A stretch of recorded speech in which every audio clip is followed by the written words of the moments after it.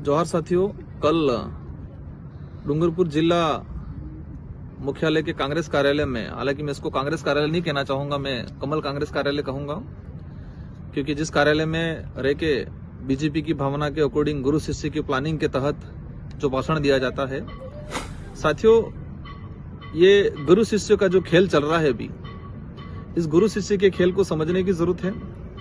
कल शिष्य के द्वारा जो बयान दिया गया है, हालांकि इस पे मैं कोई टीका टिप्पणी भी नहीं करना चाह रहा, न कोई इसमें जवाब देना चाह रहा, स्पष्टीकरण देना चाह रहा, न कोई पलटवार करना चाह रहा, लेकिन इसका वास्तविक विश्लेषण करना चाह रहा कि अभी किस तरह से प्लानिंग के तहत लोगों को गुमराह करने का जो प्लानिंग किया जा रहा है, गुरु शिष्य के द्वारा जो खेल खेला जा रहा है, उस खेल को समझने की जरूरत है।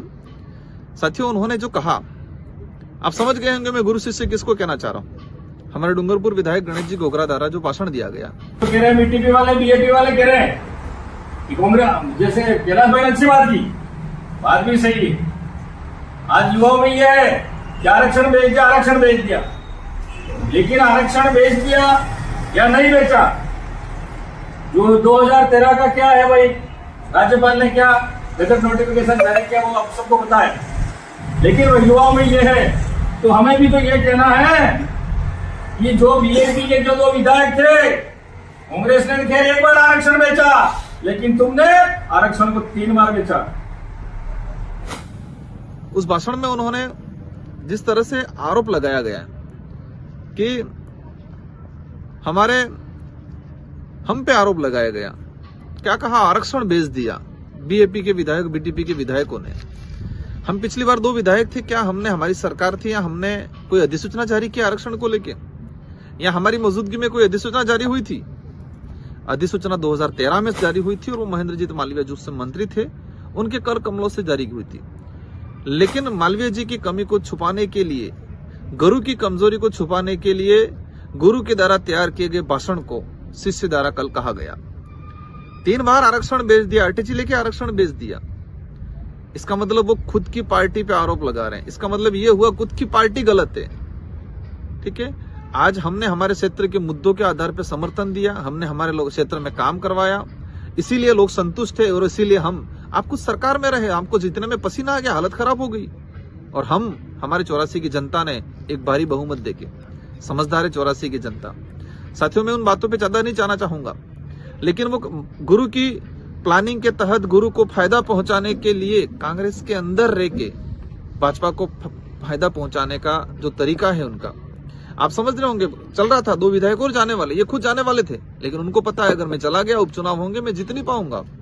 इसलिए उन्होंने तय किया है कि कांग्रेस के अंदर रह के भाजपा को कैसे फायदा पहुंचाए।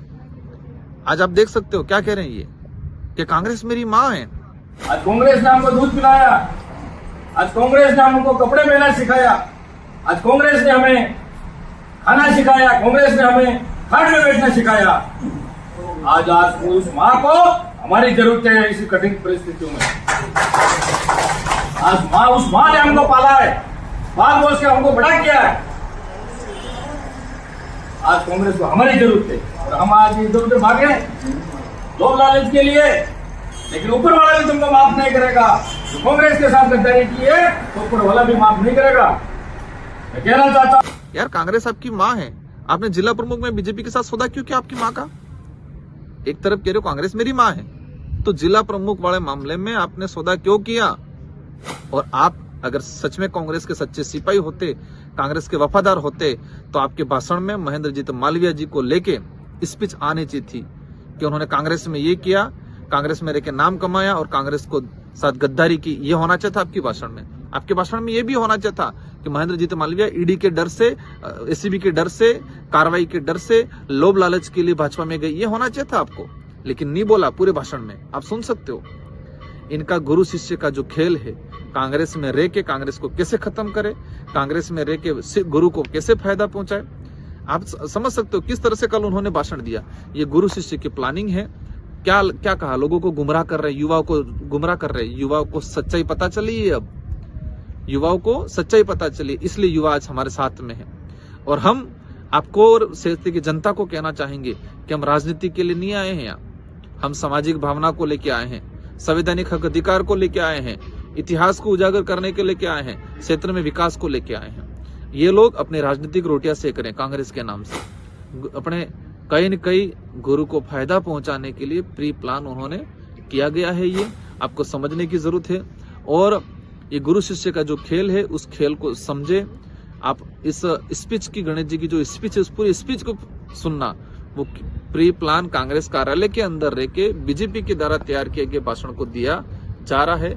और ये गुरु और शिष्य की एक ही बात है, आप क्षेत्र की जनता को समझना है, हमारे क्षेत्र को अच्छी दिशा में ले जाना है, इन लोगों के भरोसे नहीं छोड़ना है। ये लोग अपने राजनीतिक फायदा उठाने के लिए कुछ भी कर सकते हैं। और जिस तरह से कमल कांग्रेस प्री प्लान उदयपुर संभाग में काम कर रही है उसको समझना है। उनके जो उद्देश्य है उन उद्देश्यों को पूरा नहीं होने देना है। ये लोग गलत दिशा में ले जा रहे हैं हमारे क्षेत्र को, हमारे समाज को। इनके गुरु शिष्य की प्लानिंग को इस बार खत्म करने का काम करना है। आप सबको धन्यवाद, आभार, जय जोहार।